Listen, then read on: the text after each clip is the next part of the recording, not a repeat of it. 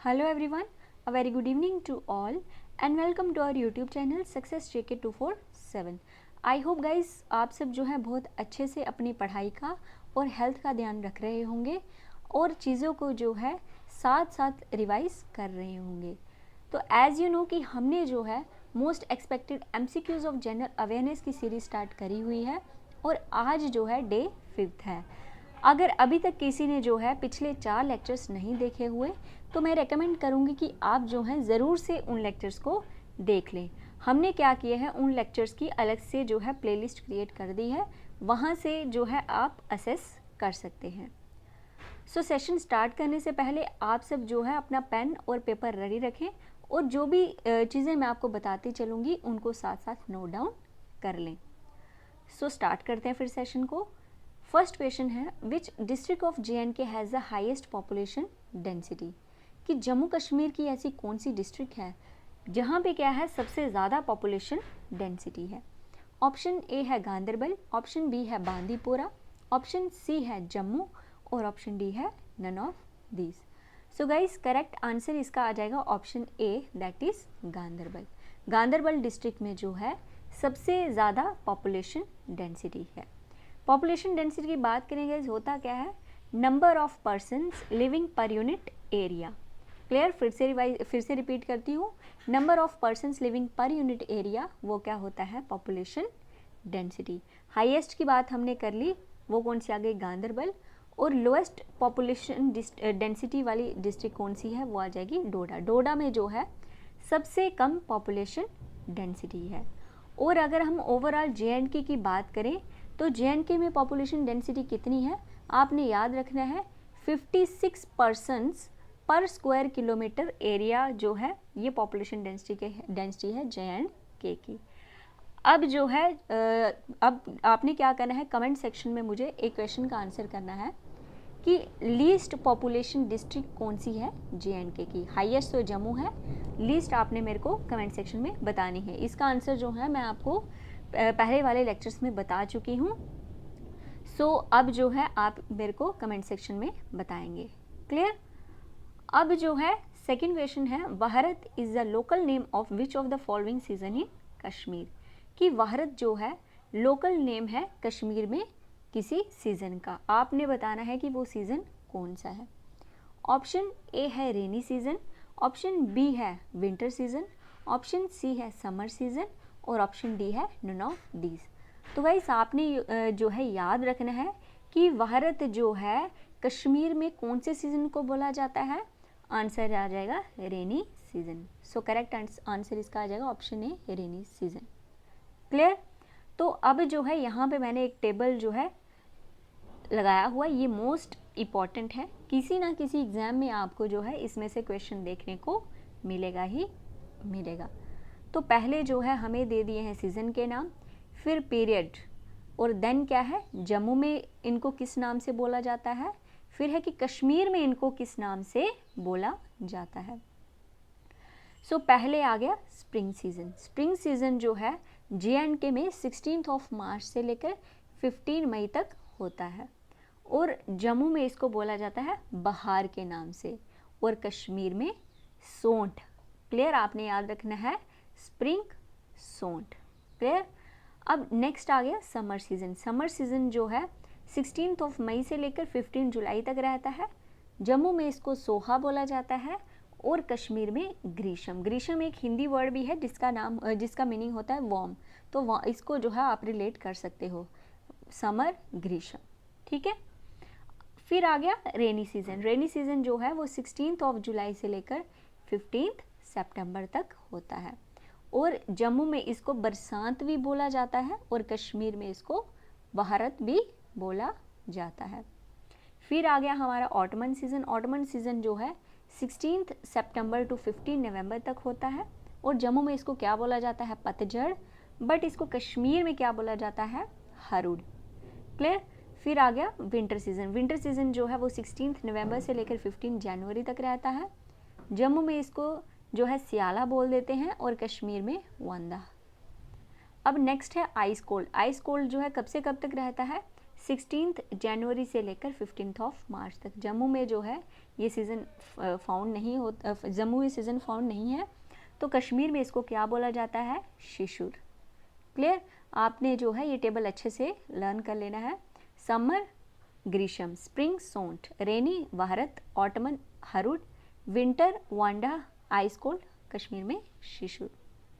सो बढ़ते हैं next question की ओर। Question number 3। क्वेश्चन नंबर 3 है, in solar system which planet is known as Earth twin, कि सोलर सिस्टम में कौन से प्लैनेट को अर्थ ट्विन बोला जाता है। ऑप्शन ए है जुपिटर, ऑप्शन बी है सैटर्न, ऑप्शन सी है वीनस और ऑप्शन डी है मार्स। सो गाइस करेक्ट आंसर तो इसका आ जाएगा ऑप्शन सी वीनस। वीनस को क्या बोला जाता है, अर्थ ट्विन। तो अगर हम डे टू डे लाइफ में देखें तो हम जो है ट्विन सिस्टर या ट्विन ब्रदर किसको बोलते हैं, जिनमें जो है सिमिलरिटीज़ थोड़ी बहुत होती हैं। तो वैसे ही जो है वीनस और अर्थ में भी कुछ सिमिलरिटीज़ हैं according to shape and size.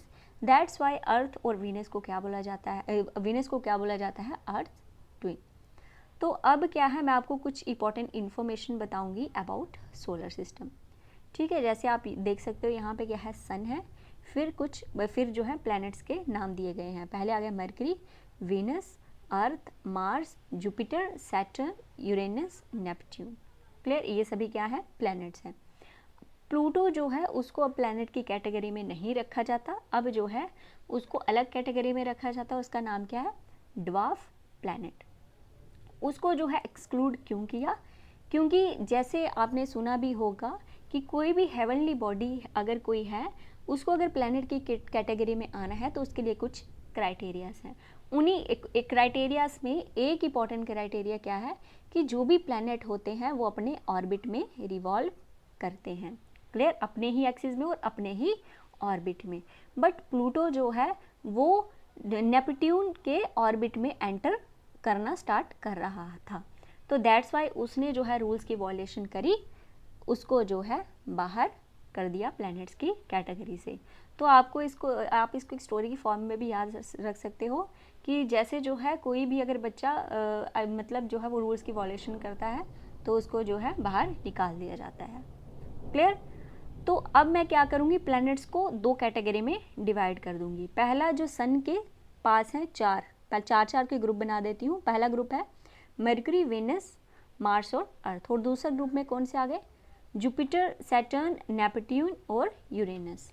Clear, सन के पास वाले जो चार हैं इनको क्या बोला जाता है, इनर प्लैनेट्स और टेरेस्ट्रियल प्लैनेट्स। आपने याद रखना है, सन के पास वाले जो चार प्लैनेट्स हैं इनको क्या बोला जाता है, इनर प्लैनेट्स या टेरेस्ट्रियल प्लैनेट्स। और जो बाहर वाले चार हैं उनको क्या बोला जाता है, आउटर प्लैनेट्स या Jovian planets. Clear, inner planets को और क्या बोला जाता है, टेरेस्ट्रियल प्लैनेट्स, और आउटर प्लैनेट्स को जोवियन प्लैनेट्स। ये जो इनर प्लैनेट्स हैं ये किससे बने होते हैं, ये रॉक्स से बने होते हैं। बट जो आउटर प्लैनेट्स हैं ये किससे बने हुए हैं, ये लिक्विड प्लस गैसेस से बने हुए हैं। अब एग्जाम में जो है बहुत भारी क्वेश्चन देखने को मिला भी हुआ है कि एस्ट्रॉयड बेल्ट जो है वो कौन से दो प्लैनेट के बीच में मिलती है। तो जैसा आप इस पिक्चर से देख भी सकते हो, मार्स और जुपिटर के मिड में जो है एस्ट्रॉयड बेल्ट देखने को मिलती है। क्लियर, आपने याद रखना है, जुपिटर और मार्स के मिड में जो है एस्ट्रॉयड बेल्ट देखने को मिलती है। तो आप यहाँ से एक और पॉइंट देख सकते हो कि जैसे मार्स में रेड कलर किया है तो मार्स को जो है रेड प्लैनेट भी बोला जाता है। आई होप जितनी भी चीज़ें मैंने आपको समझाने की कोशिश की है आपको क्लियर हुई होंगी। सो बढ़ते हैं नेक्स्ट क्वेश्चन की ओर। Question number 4, where is the headquarter of food and agriculture located, कि FAO का हेडक्वार्टर कहाँ पे है हमने बताना है। ऑप्शन 1 है इटली रोम, ऑप्शन बी है फ्रांस पेरिस, ऑप्शन सी है वाशिंगटन DC और ऑप्शन डी है Geneva Switzerland. So guys correct answer इसका आ जाएगा ऑप्शन ए, इटली रोम। क्या आंसर आ जाएगा इसका, इटली रोम। तो मैंने आपको लास्ट टू लास्ट लेक्चर में बताया था कि UN के बारे में कुछ इंपॉर्टेंट पॉइंट्स बताए थे, और आपको साथ में ये भी बताया था कि UN के प्रिंसिपल ऑर्गन्स या प्रिंसिपल बॉडीज़ कितनी हैं, 6 जो है UN की क्या है, प्रिंसिपल बॉडीज़ या प्रिंसिपल ऑर्गन्स हैं, और मैंने जो है इनके नाम भी आपको बताए थे। अब आपने क्या करना है, आपका ये सेकंड क्वेश्चन है आज का, मुझे कमेंट सेक्शन में बताना है कि सिक्स प्रिंसिपल बॉडीज़ कौन सी हैं यूएन की, उनके नाम आपने मुझे कमेंट सेक्शन में बताने हैं। क्लियर? तो प्रिंसिपल बॉडीज़ कितनी हैं? 6, बट अगर हम बात करें एजेंसीज ऑफ यूएन की तो वो कितनी है? 5। तो ये जो क्वेश्चन हैं गाइज, जो मैं इन्फॉर्मेशन बता रही हूँ, ये पिछले एग्ज़ाम में जो है प्रीवियस ईयर पेपर जितने भी हुए हैं जेकेएसएस में, वहाँ पे ये क्वेश्चन पूछे जा चुके हैं। क्लियर? एजेंसीज कितनी हैं? 5, और प्रिंसिपल बॉडीज़ कितनी हैं? 6।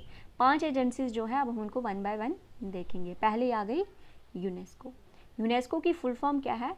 United Nations Educational, Scientific and Cultural Organization, और इसका हेडक्वार्टर कहाँ पे है? Paris, France. सेकंड आ गई यूनिसेफ। यूनिसेफ की फुल फॉर्म क्या है?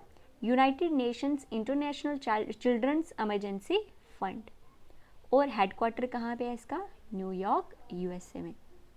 नेक्स्ट आ गई WHO, वर्ल्ड हेल्थ ऑर्गेनाइजेशन, और ILO, इंटरनेशनल लेबर ऑर्गेनाइजेशन। इन दोनों का जो हेडक्वार्टर है वो एक ही जगह पे है। कहाँ पे? जेनेवा, स्विट्ज़रलैंड में। क्लियर? तो फिफ्थ वन कौन सी आ गई? Food and Agriculture Organization, FAO। इसका मैंने हेडक्वार्टर अभी आपको बताया, इटली, रोम में। ये भी जो क्वेश्चन है प्रीवियस एग्जाम में पूछा गया है। क्लियर? तो बढ़ते हैं नेक्स्ट क्वेश्चन की और। Question fifth, the historic city Chowk of Jammu has been renamed as, कि जम्मू में क्या है? एक चौक है, कौन सा? सिटी चौक। अब जो है उसका नाम चेंज कर दिया गया है। अब आपने मुझे बताना है कि प्रेजेंट नेम क्या है। ऑप्शन ए है पनामा चौक, ऑप्शन बी है इंदिरा चौक, ऑप्शन सी है अटल जी चौक, और ऑप्शन डी है भारत माता चौक। सो गाइस करेक्ट आंसर इसका आ जाएगा Bharat Mata Chowk. Clear? So question number 6 है, Jallianwala Bagh massacre took place on, कि जलियांवाला बाग मैसेकर जो है वो कब हुआ था। ऑप्शन ए है 13 अप्रैल 1916, ऑप्शन बी है 13 अप्रैल 1942, ऑप्शन सी है 13 अप्रैल 1919, और ऑप्शन डी है 13 अप्रैल 1929। सो गाइस करेक्ट आंसर तो इसका आ जाएगा 13 अप्रैल 1919। क्लियर? और ये कहाँ पे है जलियांवाला बाग? ये कहाँ पे है? अमृतसर। और जलियांवाला बाग मैसेकर मोमेंट में ही क्या हुआ था? रविंद्रनाथ टैगोर ने अपनी नाइटहुड का टाइटल रिनाउंस कर दिया था, त्याग दिया था अपना नाइटहुड का टाइटल। ये क्वेश्चन जो है एग्जाम में पूछा गया है कि रविंद्रनाथ टैगोर ने अपनी नाइटहुड की उपाधि कौन सी मोमेंट में रिनाउंस की थी। तो आंसर क्या आ जाएगा? जलियांवाला बाग मैसेकर। तो जलियांवाला बाग मैसेकर हुआ ही क्यों था? क्योंकि अंग्रेज़ों ने क्या किया था, इससे पहले राउलेट एक्ट लाया था, वो भी 1919 में ही लाया था। राउलेट एक्ट में जैसे आपने सुना भी होगा, नो वकील नो दलील। ठीक है, कि हम जो है किसी को भी विदाउट एनी रीज़न अरेस्ट कर सकते हैं, और उसके लिए जो है कोई वकील नहीं होगा। क्लियर? तो अंग्रेज़ों ने क्या किया, वैसे ही 2 पर्सनैलिटीज़ को जो क्या कर लिया, जेल में डाल दिया। तो इसकी वजह से लोग जो है बहुत गुस्से में आ गए। तो उन्होंने क्या किया, उन्होंने डिसाइड किया कि हम जो है शांतिपूर्वक जो है हम इकट्ठा होंगे। तो जैसे आपको पता भी होगा कि 13 अप्रैल को जो है बैसाखी का दिन होता है। तो पंजाब में ये अमृतसर में बहुत धूमधाम से मनाया जाता है, तो एक मेला भी लगता है। तो वैसा ही जलियांवाला बाग में भी एक फेयर लगा हुआ था, वहाँ पे सभी लोग इकट्ठे हुए थे। बट हुआ क्या, जनरल ओ डायर ने यहाँ पे फायरिंग करना स्टार्ट करी, बहुत सारे लोग जो थे मारे गए। और इसी मोमेंट के दौरान क्या हुआ था, रविंद्रनाथ टैगोर ने अपनी नाइटहुड की उपाधि जो है रिनाउंस कर दी थी। और जलियांवाला बाग मैसेकर को बाद ही जो है उसके बाद ही एक कमीशन जो है अपॉइंट की गई थी। उस कमीशन का नाम है हंटर कमीशन। आपने ये भी याद रखना है, हंटर कमीशन जो है अपॉइंट की थी कब? जलियांवाला बाग मैसेकर के बाद। ठीक है, सो आई होप आपको क्लियर हुआ होगा। क्वेश्चन नंबर 7 है, world's tallest Chenab rail arch bridge in JNK is located in which district. तो जैसा हम सब जानते हैं कि पूरे वर्ल्ड का टॉलेस्ट ब्रिज बन रहा है, उसका नाम क्या है? चेनाब ब्रिज। अब हमने बताना है कि वो कौन सी डिस्ट्रिक्ट में लोकेट है। ऑप्शन ए है डोडा, ऑप्शन बी है किश्तवाड़, ऑप्शन सी है रियासी, और ऑप्शन डी है उधमपुर।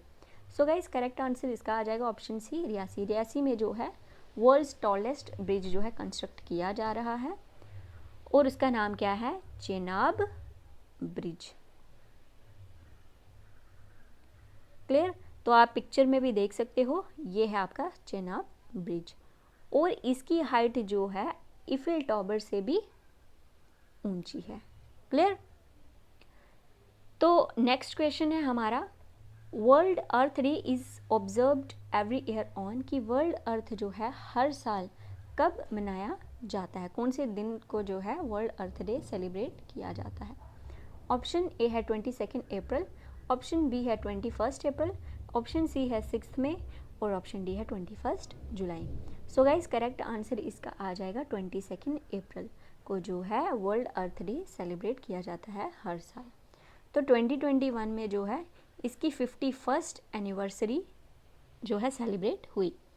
तो थीम क्या थी 2021 वर्ल्ड अर्थ डे की? आपने याद रखना है, रिस्टोर और अर्थ जो है थीम थी वर्ल्ड अर्थ डे 2021 की। और 2020 में क्या हुए, इसके 50 साल पूरे हुए और तब थीम क्या थी? Climate action. आप जो है इन दोनों को याद रख सकते हो। सो क्वेश्चन नंबर 9 है, पक्कल Dul dam is constructed in which state oblique UT, कि पक्कल दुल डैम जो है वो कौन सी स्टेट या कौन सी यूनियन टेरिटरी में कंस्ट्रक्ट किया जा रहा है? ऑप्शन ए है गुजरात, ऑप्शन बी है राजस्थान, ऑप्शन सी है हरियाणा और ऑप्शन डी है JNK। So guys correct answer इसका आ जाएगा JNK। जम्मू कश्मीर में जो है पक्कल दुल डैम कंस्ट्रक्ट किया जा रहा है। क्यों? हाइड्रो इलेक्ट्रिसिटी प्रोड्यूस करने के लिए। क्लियर? तो अब इसके एक्सप्लेनेशन में क्या है कि ये जो डैम है ये कौन सी रिवर पे कंस्ट्रक्ट हो रहा है? तो चेनाब रिवर की ही एक ट्रिब्यूटरी है मरुसदार, यहाँ पे इस ट्रिब्यूटरी पे क्या है, ये डैम कंस्ट्रक्ट किया जा रहा है। कौन सी डिस्ट्रिक्ट? किश्तवाड़ डिस्ट्रिक्ट। क्लियर? आपने याद रखना है पक्कल दुल डैम जो है कहाँ पे? किश्तवाड़ में कंस्ट्रक्ट किया जा रहा है। कौन सी रिवर पे? मरुसदार, और ट्रिब्यूटरी किसकी है? चेनाब की। क्लियर? अब इम्पॉर्टेंट यहाँ पे कुछ और भी डैम्स हैं, जैसे बगलियार डैम कौन सी रिवर पे है? Chenab. Dulhasti dam Chenab river. Kishan Ganga hydro electric plant Kishan Ganga river पे। Pakal Dul dam Chenab river. Salal dam Chenab river. Clear? So question number 10 है, under PM Kisan Yojana what is the age eligibility criteria for farmers, कि PM किसान पेंशन योजना के अंडर क्या एलिजिबिलिटी क्राइटेरिया है farmers के लिए? क्लियर? तो option A है 18 to 60 ईयर्स, ऑप्शन बी है 18 to 40 ईयर्स, ऑप्शन सी है 18 to 50 ईयर्स और ऑप्शन डी है 21 to 60 ईयर्स। सबसे पहले करेक्ट आंसर इसका आ जाएगा 18 to 40 ईयर्स। क्लियर? जैसे आप यहाँ पे भी देख सकते हो, प्रधानमंत्री किसान पेंशन योजना। इस योजना में क्या है, फार्मर्स को minimum 3000 rupees per month fixed pension दी जाएगी और एज एलिजिबिलिटी क्राइटेरिया क्या है? 18 to 40 ईयर्स। क्लियर? और अगर किसी बेनिफिशियरी की डेथ हो जाती है तो होगा क्या, उसके स्पाउस को यानी हस्बैंड या वाइफ को उसका आधा अमाउंट जो है मिलता रहेगा। क्लियर? ये कौन सी स्कीम थी? प्रधानमंत्री किसान पेंशन योजना। क्लियर? अब एक और इसी के ही सिमिलर में एक और स्कीम है, कौन सी? PM किसान। किसान की फुल फॉर्म क्या है? प्रधानमंत्री किसान सम्मान निधि स्कीम। क्लियर? अब जो है PM किसान स्कीम के अंडर जो है क्या किया गया कि सभी पुअर फार्मर्स, कौन से पुअर फार्मर्स? जिनके पास जो है 2 हेक्टेयर तक लैंड है, उनको हर साल 6000 रुपीज़ मिलेंगे, बट कितनी इंस्टॉलमेंट में? 3 इंस्टॉलमेंट में।